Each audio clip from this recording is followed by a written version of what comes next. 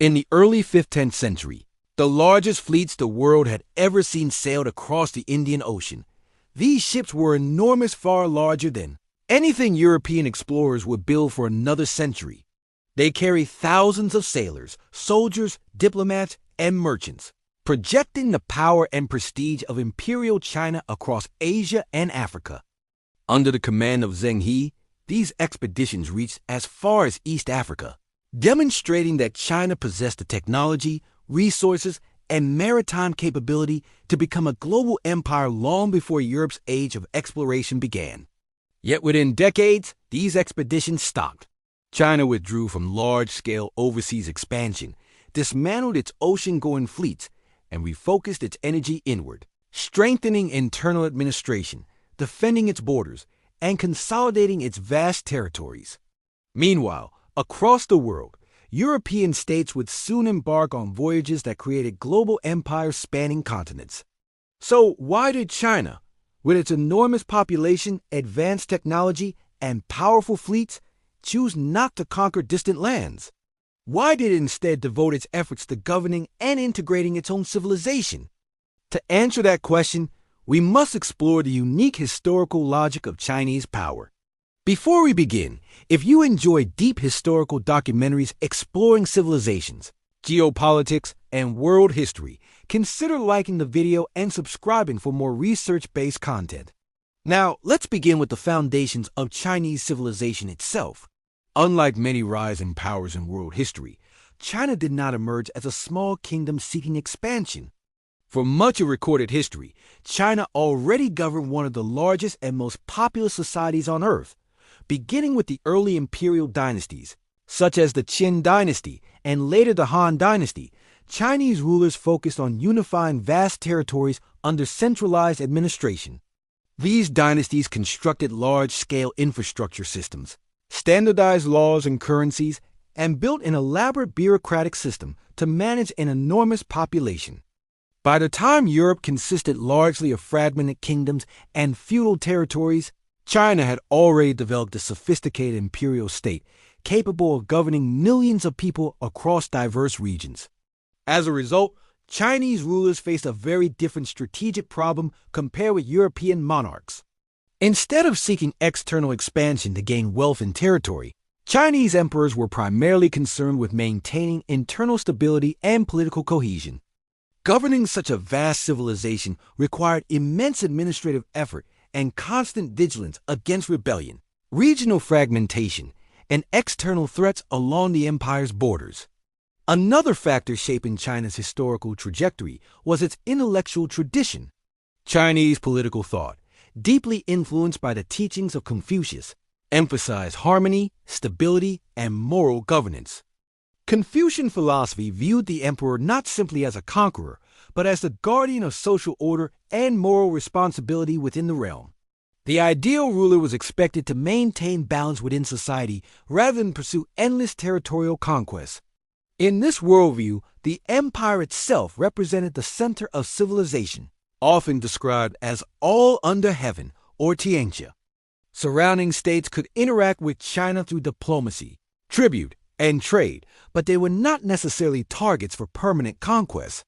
This cultural perspective encouraged a model of influence based on prestige and cultural authority rather than colonial domination.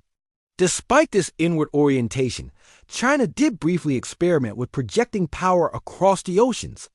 During the early Ming Dynasty, the imperial court sponsored a series of massive naval expeditions under Admiral Zheng He. Between 1405 and 1433, these fleets sailed across Southeast Asia, India, the Arabian Peninsula, and East Africa. The voyages established diplomatic relations, collected tribute, and demonstrated China's technological and logistical capabilities. At the time, these expeditions represented the largest maritime operations in the world. If China had continued this policy, it might have developed overseas colonies or trading empires similar to those later established by European powers. Yet the voyages ended abruptly. The Ming court shifted its priorities, focusing resources on defending northern borders and maintaining internal administration. This decision marked a turning point in global history. To understand why China turned inward, it is important to recognize the immense challenges of governing its own territory. China was not simply a state. It was a vast continental civilization containing multiple languages, cultures, and geographic regions. Maintaining unity across this enormous space required constant administrative coordination. The imperial government invested heavily in infrastructure such as the Grand Canal, which linked northern and southern economic centers. It also maintained large bureaucratic institutions responsible for taxation, agriculture, military defense, and public works. In addition, China faced recurring threats from nomadic confederations along its northern frontiers, leading to the expansion and reinforcement of the Great Wall of China. These internal and border challenges demanded enormous resources, leaving little incentive for costly overseas expansion. While European powers pursued colonial empires built on conquest and settlement, China historically developed a different approach to international relations.